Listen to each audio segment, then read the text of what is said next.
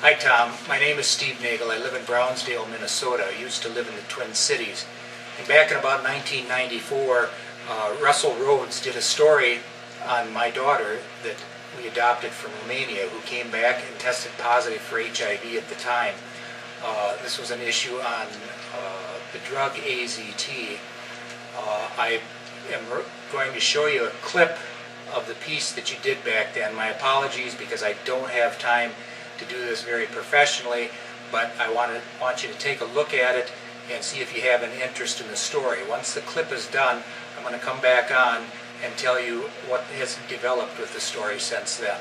So please take a look. Thanks. About a mother who adopts a baby with AIDS. The antiviral drug AZT is one of the most common AIDS treatments, but some question the drug's effectiveness.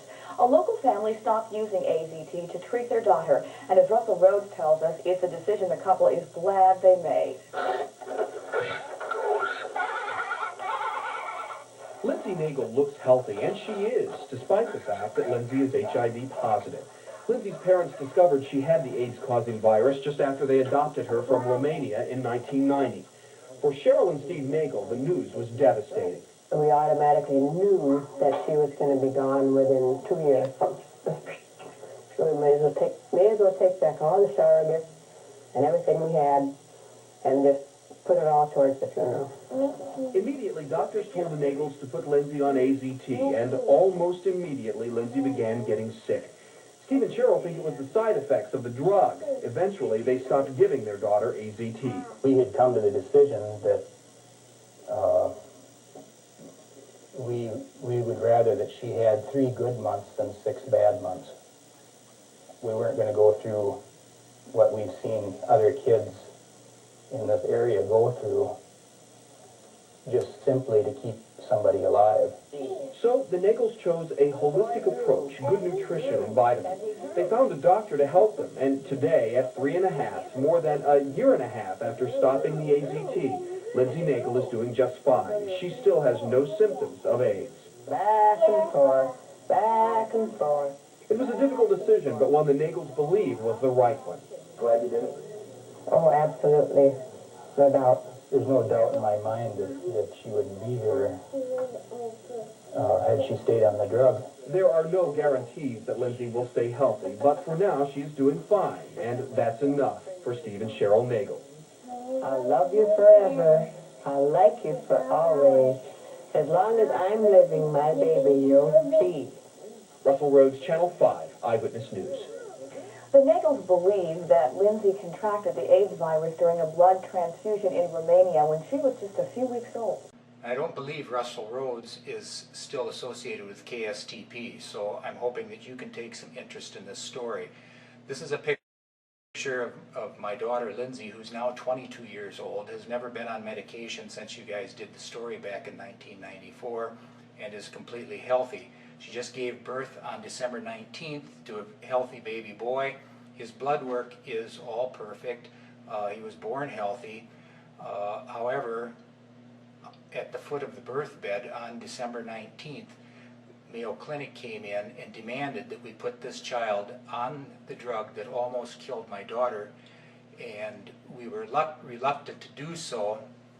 So they contacted Mower County and threatened to charge my daughter with child endangerment. So we agreed to put the child on the AZT.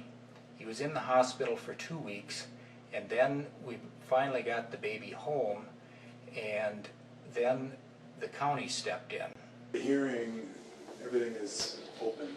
Right, no, I understand. I'm just wondering, I just would like to see the petition this is based off of, because it seems like it would obviously be off of information that might have been false, and this doesn't seem, it seems like it was made under a false affidavit or a false petition.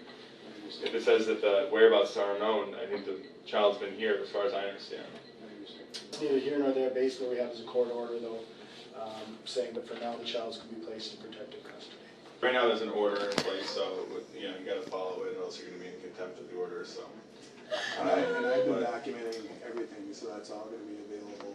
And I know it's hard, but I mean... It's not hard, it's stupid. Okay, but you have to understand there's going to be a court hearing. It's nothing that's going to be permanent or anything like that. So I mean, there's going to be a court hearing coming up, and then you just talk to the judge Well, about what are you it. going to do for 72 hours when I'm breastfeeding him? Well, yeah, I understand that. They might have to get, you know, pump it, and then they're gonna get formula or whatever else. Where will the child be kept? We don't have that. Well, I mean, foster home, but it'll be Oh. a licensed foster home. It'd be a what kind of Licensed. A licensed foster home? As you can see, Tom, the baby was literally taken off from the mother's breast and was supposedly going to be put into foster care. Well, that didn't happen because they had no way to feed this baby, and he didn't bottle feed well, so he needed the mother. So instead they took him back to Rochester and they put him on a nose feed, and that didn't work very well either. So they put a G tube in him. They put the G tube in wrong, so they had to take the G tube out. It was leaking on both sides. Now the child has an infection in his stomach, is bloated. Since that time, since they took the child away from the mother, this is everything that has been done to that child. He's been on morphine, he's been put on Oxycontin, he has had a tumultuous life since this happened on January 18th. The baby is still in Rochester. He's stuck there because they took the baby away from the mother, despite the fact that we gave him the drugs the entire time. We never didn't give him the drugs. They came in and took him anyway. If you have an interest in this story, please get back to me, because I have to get this out to the media. The judge has told my wife and I that if we do take this to the media, that they're going to kick us out of the courtroom for April 1st and 2nd. And that's our only hope. But the problem is they're going to have the same information and the same judge, and we believe they're going to keep this child in foster care. They have absolutely no reason to keep that child in foster care. When Lindsey was born, my daughter, she was one of 12 children, that was a total number in Minnesota, that had HIV, that was under the age of 10 years old.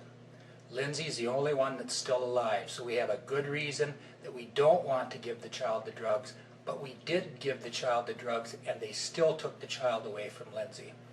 If you have an interest in this story, please get in touch with me. I've sent you my telephone number on the email.